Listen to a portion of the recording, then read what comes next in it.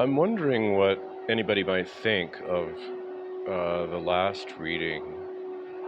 Um, did it really happen?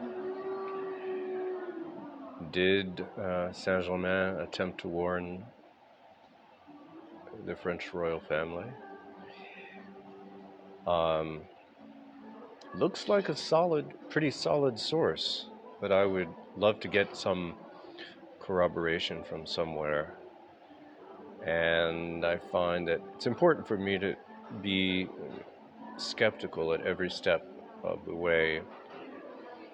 I want to get back and revisit this notion that Saint Germain was instrumental in the American Revolution as well. Certainly, if it's true, that one of his nicknames was Uncle Sam, that's perhaps another piece of the puzzle. Um, but let's continue with the Isabel Cooper-Oakley book, and again, I feel very much like this line of inquiry is extremely important, if I may say, germane to present circumstances. I certainly feel like doing research into Saint Germain kind of anchors me in a reality that is both higher and more fundamental with regard to dealing with the kind of evil that he was facing. It's the same. It's the same. We're up against the same culprits. And the question is, can we generate enough momentum this time? I'm not proposing that we should be devotees of Saint Germain. In fact, I think it's important to learn everything we can from him and be inspired, but I think the lesson is that we really have to cease and desist from all manner of idolatry and this tendency to follow people. We can walk a fine line. We can walk that line, just as Saint Germain walked a very fine line in needing to be well known, needing to be well connected and have a very strong reputation, but at the same time needing an air of secrecy, needing a cloak of mystery, needing to be able to come and go unnoticed at will.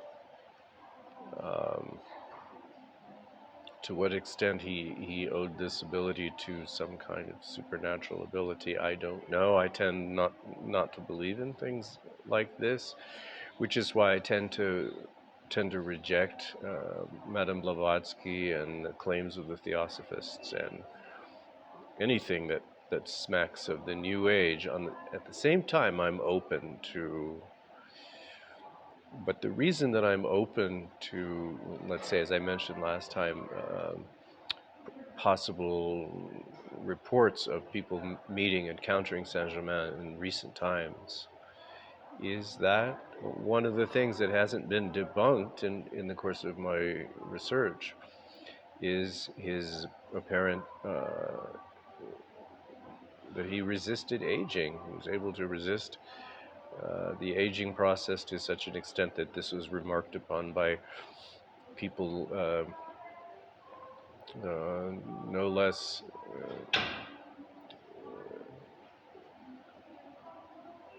um,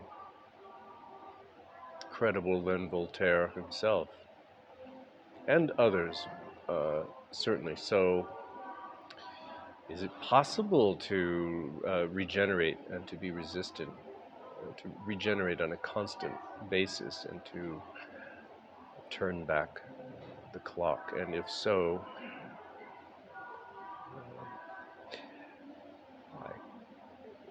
would it be possible to do it in perpetuity? And I hear myself asking that question, and it sounds foolish. And at the same time, you know, let's keep.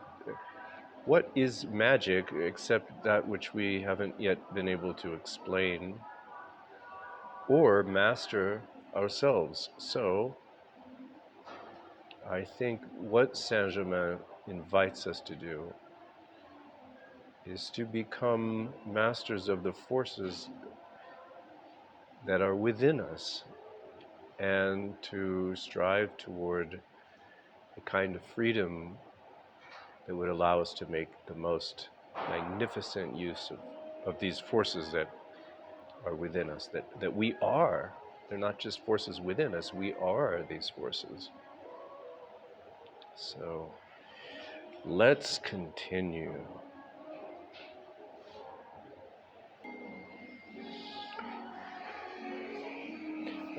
Just looking at these footnotes from the previous reading, it says, since this was written, I've been able to get this work, and the present Comtesse d'Adema informed me that there are documents concerning the Comte de Saint in their family papers. Well, I would love to see these. Madame H.P. Blavatsky was visiting the family and stayed there. This is one of the numerous aristocratic families which were ruined in the Revolution. The present Comtesse d'Adema is an American, and the documents are in America. That's interesting. So,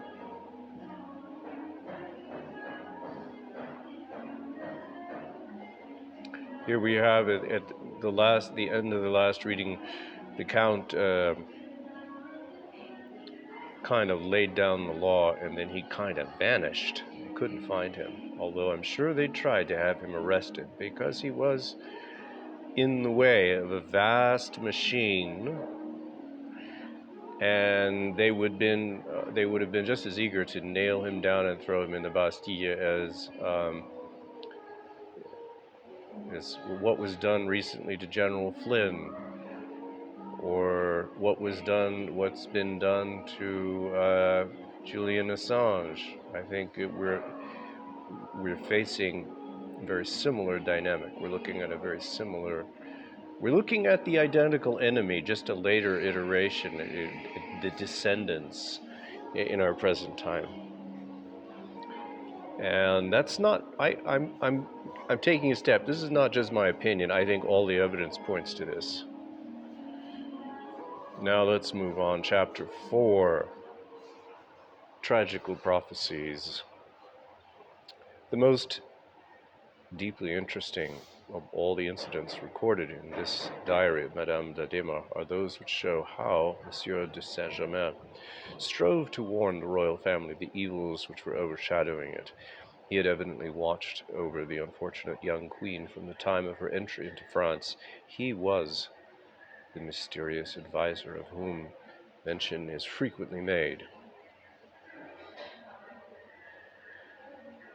He it was who strove to make the king and queen understand that Monsieur de Maurepas and their other advisors were wrecking their kingdom. The friend of royalty, he was yet the one most accused by the Abbé Barruel of leading the revolution. Time proves all, and time has allowed the accuser to sink into a well-deserved oblivion, while the accused stands out as true friend and true prophet. Let the voice of the dead woman bear its own witness. The future was darkening. We were nearing the terrible catastrophe which was about to overwhelm France.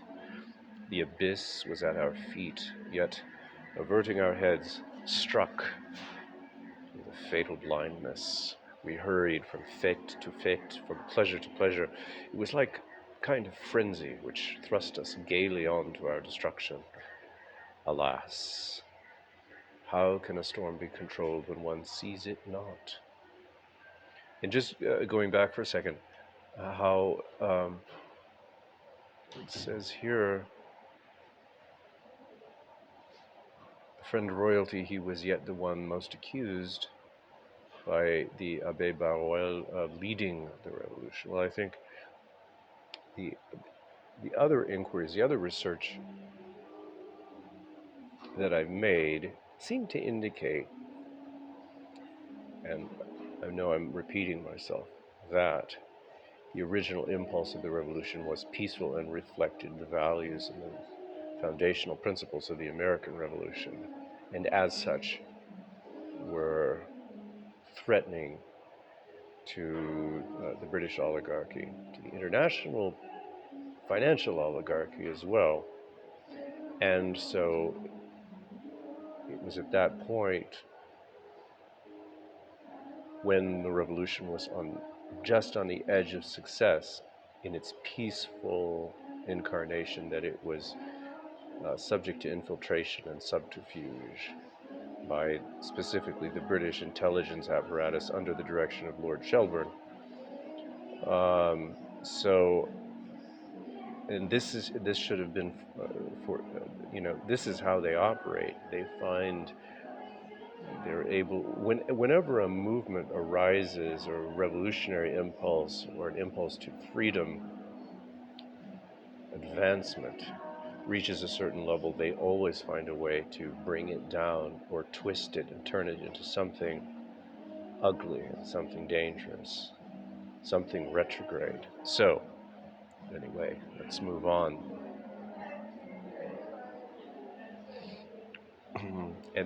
And still, we don't know if these people can be opposed, if the human race is up to it or not. Can we shake their tyrannical control or not?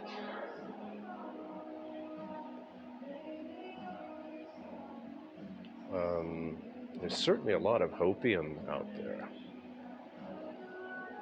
You know, a lot of them could be chalked up to being pacification operations, telling people, for instance, trust the plan. Well, of course, anytime you hear somebody telling you to trust, alarm bells have to go off in your head. It's never a good thing. You should never trust. And what do you do when you trust? You generally, then you don't take action because you're trusting a plan. Other people are taking action, and you also identify yourself by signing on to, or identifying yourself with this fake movement. You identify yourself for future persecution, or worse.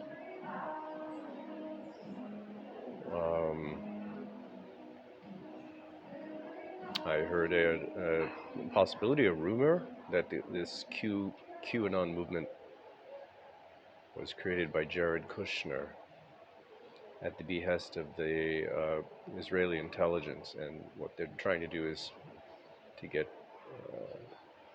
traditionalist, freedom-loving Trump supporters to identify themselves to mark themselves, in a sense, for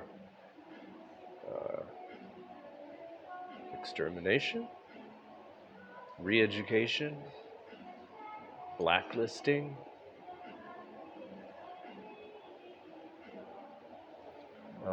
So, how can a storm be controlled when one sees it not? Indeed.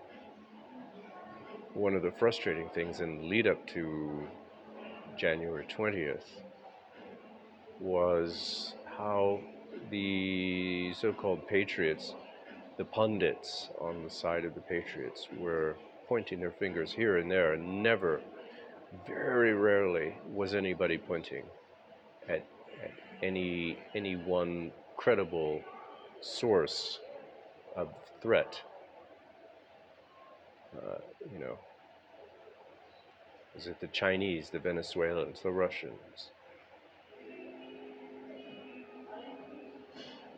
Well, it was directed from London, the operations, but at the behest, I think, of continental European powers.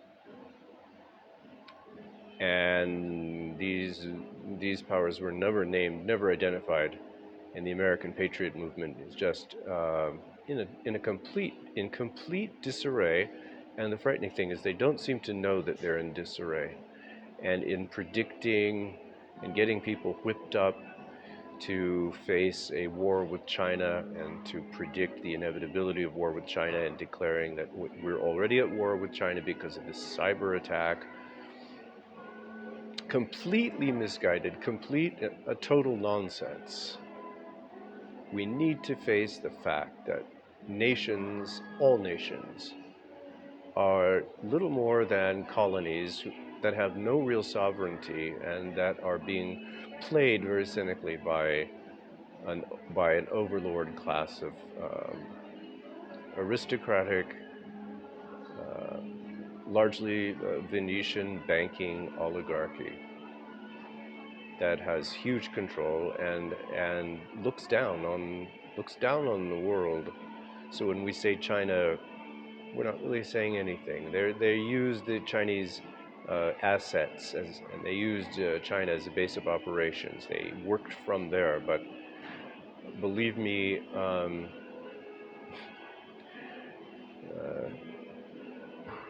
China's just like all nations, just pawns in their game, and so few people seem to understand that. To where, going back to the French Revolution, it was a Jean-Claude Necker. He was celebrated, and the people loved him, and they celebrated this finance minister, completely embracing and applauding their own demise and championing international finance oligarchy that was going to destroy them and was actually engineering the food shortages and the famines and pretending then to be the saviors of the people, and the people falling for it and continuing to fall for it. So that's my tangent. Let's get back to the text here. Meanwhile, from time to time, some troubled or observant minds tried to snatch us from this fatal security. I've already said that the Comte de St. Germain had tried to unseal the eyes of their majesties by making them perceive the approach of danger, but Monsieur de Maurepas, not wishing the salvation of the country to come from anyone but himself, ousted the thaumaturgist, and he reappeared no more. The date to which these events were taking place was 1788. The final crash, however, did not culminate until 1793. Madame d'Adhémar is reviewing events and does not, in every case, put the exact date. The attacks upon the king and throne were increasing in violence and bitterness year by year, owing to the fatal blindness already alluded to by our writer. The frivolity of the court increased pari passu with the hatred of its enemies. The unfortunate queen, indeed did make efforts to understand the condition of affairs, but in vain. Madame d'Adhémar gives some of the details as follows. I cannot refrain from copying here, in order to give an idea of these sad debates in the National Assembly, a letter written by Monsieur de Salier, parliamentary advisor to the Chambre des Requêtes, and addressed to one of his friends, a member of the parliament at Toulouse. This account was spread abroad and read with avidity. Many copies of it were circulated in Paris. Before the original reached Toulouse, it was spoken of in the drawing room of the Duchess de Polignac. The Queen, turning to me, asked if I had read it and requested me to procure it for her. This request caused me real embarrassment. I wished to obey Her Majesty, and at the same time I feared to displease the ruling minister. However, my attachment to the Queen prevailed. Marie Antoinette read the article in my presence, and then, sighing, Madame d'Adhémar, she said, how painful all these attacks on the authority of the king are to me. We are walking on dangerous ground. I begin to believe that your Comte de Saint was right. We were wrong not to listen to him, but Monsieur de Maurepas imposed a skillful and despotic dictatorship upon us. To what are we coming?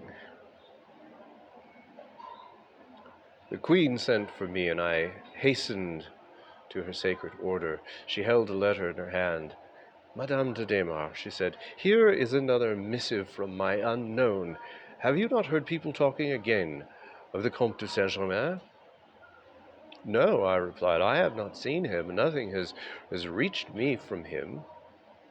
This time, added the Queen, the oracle has used the language which becomes him. The epistle is in verse. It may be bad, but it is not very cheering. You shall read it at your leisure, for I have promised an audience to the Abbé de Bavière. I wish that my friends could live on good terms.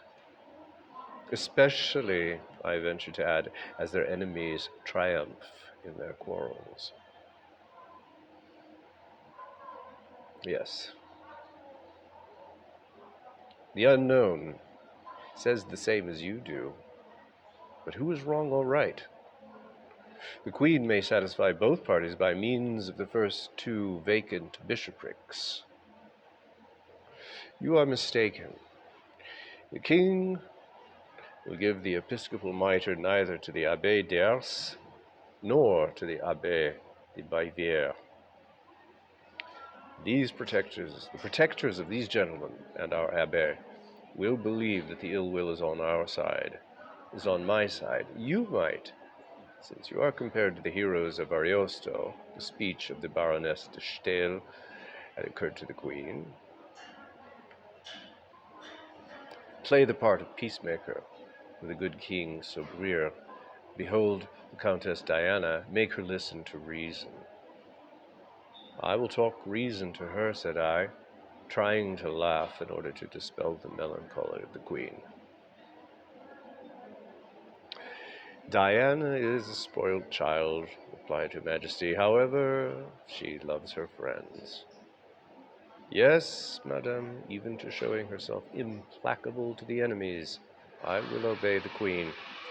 They came to inform Marie Antoinette that the Abbé de Bavière had arrived according to her command. I passed into the small closet, where having asked Madame Campan for pen, ink, and paper, I copied the following passage, obscure then, but which afterwards became only too clear.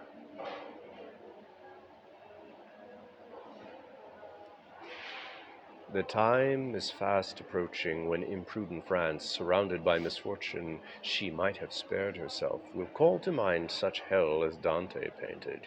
This day, O Queen, is near, no more can doubt remain. A hydra, vile and cowardly, with his enormous horns, will carry off the altar, throne, and tenants.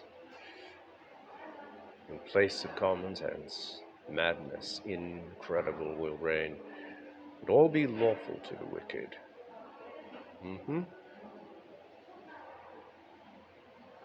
Yea. Falling shall we see, scepter, censer, scales, towers, and escutcheons, even the white flag. Henceforth will all be fraud, murders, and violence, which we shall find instead of sweet repose. Great streams of blood are flowing in each town. Sobs only do I hear an exile's sea.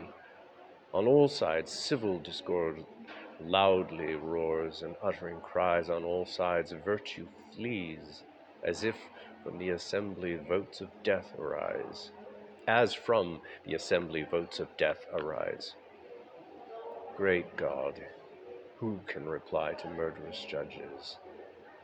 And on what brows august I see the sword descend? What monsters treated as the peers of heroes?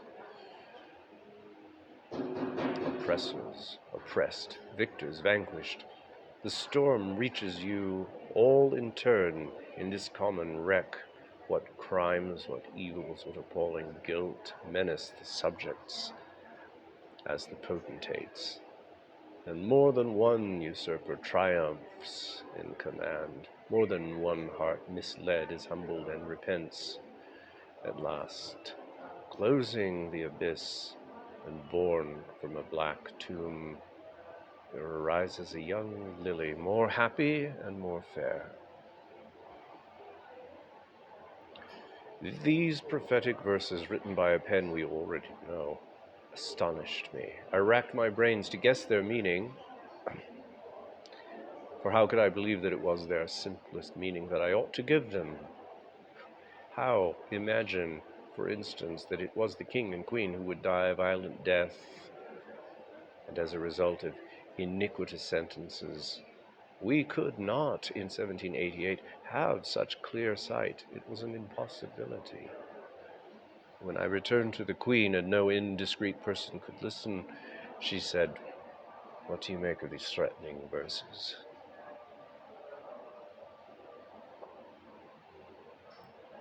"They are dismaying, but they cannot affect your majesty. People do say incredible things, follies. If, however, the prophetic words turn out to be true, they will concern our posterity." Kick the can down the road, right? "Pray heaven you speak truly, Madame de Desmarets," replied the queen. "However, these are strange experiences. Who is this personage who has taken an interest in me for so many years without making himself known, without seeking any reward, and who has yet always told me the truth? He now warns me of the overthrow of everything that exists, and if he gives a gleam of hope, it is so distant that I may not reach it." I strove to comfort the queen. Above all, I told her she must make her friends live on good terms with each other, and not let their private quarrels be known outside. Marie Antoinette answered me in these memorable words: "You fancy that I possess credit or power in our salon. You are mistaken. I had the misfortune to believe that a queen is permitted to have friends. The consequence is that all try to rule me, or to use me for their personal advantage. I am the center of a crowd of intrigues which I have difficulty in avoiding. Everyone complains of my ingratitude. This is not the role of a Queen of France." There is a very fine verse which I apply to myself, making a change in the reading. Kings are condemned to magnificence. I should say, with more reason, kings are condemned to be weary in utter loneliness. So I should act were I to begin my career again.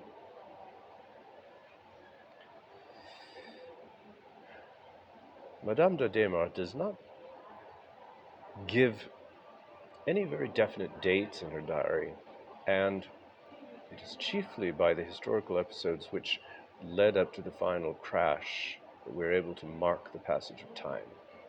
Passing on from the general events, deeply interesting in themselves, but not bearing on the Comte de St, we come to the proscription which was passed against the royalists in 1789, and once more the unfortunate queen received a warning from her unknown advisor, whose advice, alas, fell on ears too weak to understand. Hearing of the proceedings against the Polignacs, Marie Antoinette sent to warn the Duchess about her approaching fall. Madame de Desmarets graphically tells the tale as follows: "I arose, and showing the pain that this commission gave me, I went off to Madame de Polignac. I could have wished to find her alone. I met there the Duke, her husband, her sister-in-law, the Count de Vaudreuil, and Monsieur l'Abbé de Bavière.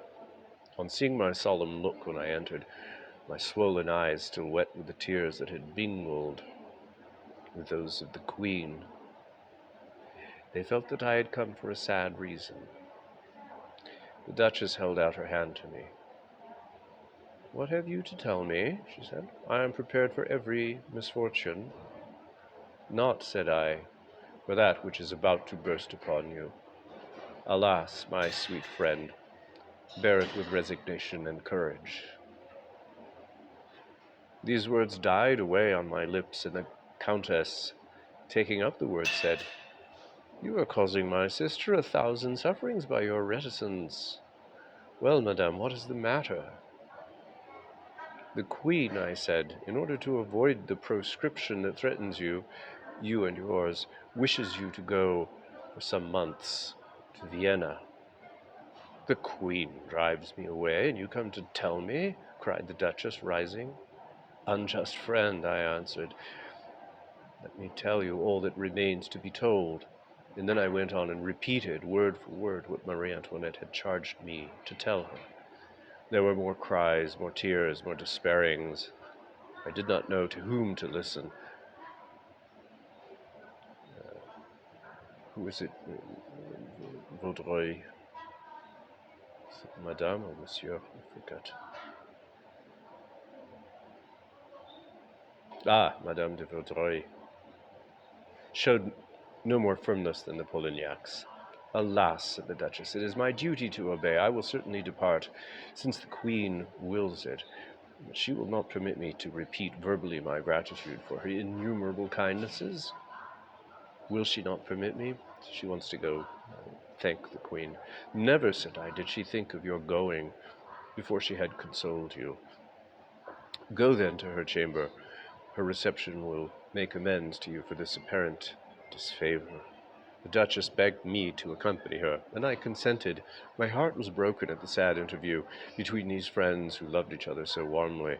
It was a flood of complaints, tears, sighs. They embraced each other so closely that they could not tear themselves apart. It was truly pitiful to see.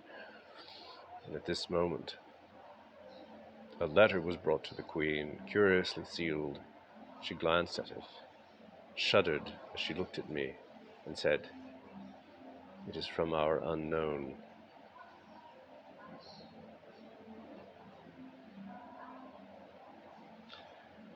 In truth, said I, it seems strange to me that he should have remained quiet in such circumstances as these.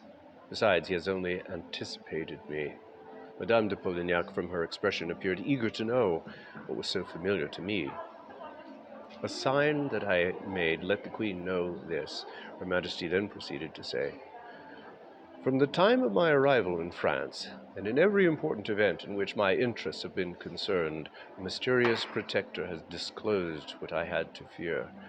I have told you something of it, and today I doubt not that he is advising me what to do. Here, Madame de Desmarres," she said to me, "read this letter. Your eyes are less tired than Madame de Polignac's and mine." Alas, the Queen referred to the tears that she never ceased to shed. I took the paper, and having opened the envelope, I read what follows. "Madame, I have been a Cassandra. My words have fallen on your ears in vain, and you have reached the period of which I informed you. It is no longer a question of tacking, but of meeting the storm with thundering energy. In order to do this, and to increase your strength, you must separate yourself from the persons whom you love most, as to remove all pretexts from the rebels.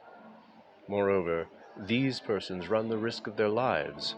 All the Polignacs and their friends are doomed to death and are pointed out to the assassins who have just murdered the officers of the Bastille and the provost of the merchants.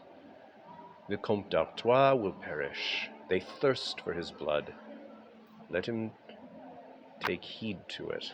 I hasten to tell you this. Later on I will communicate further with you about it." We were in a stupor, which such a menace inevitably causes. When the Comte d'Artois was announced, we all started, and he himself was astounded. He was questioned, and unable to keep silence, told us that the Duc de Liancourt had just told him, as well as the king, that the men of the revolution, in order to consolidate it, had made up their minds to take his life, that of the Comte d'Artois, and that of the Duchesse de Polignac, and of the Duke, and also the lives of Monsieur de Vaudreuil, de Vermont, de Guiche, the Dukes de Broglie, de Vauguyon, de Castries, Baron de Breteuil, Messieurs de Vidreuil, d'amcor, des polystrons, in a word, a real prescription. So, pardon my French, I mean that literally. I just mangled those names, but my God, it's just, I get a sense of energy of reality in reading this, in facing what we're facing today.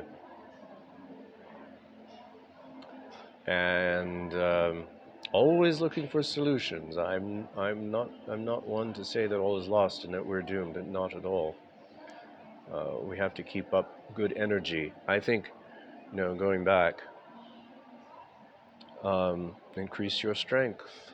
What is it he says? It is no longer a question of tacking, but of meeting the storm with thundering energy. So we find ways to increase our energy. I really truly believe we all are invested.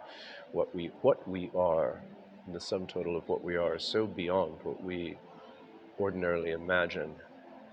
I think there's tremendous hope, and don't be thrown off from that truth, from that reality.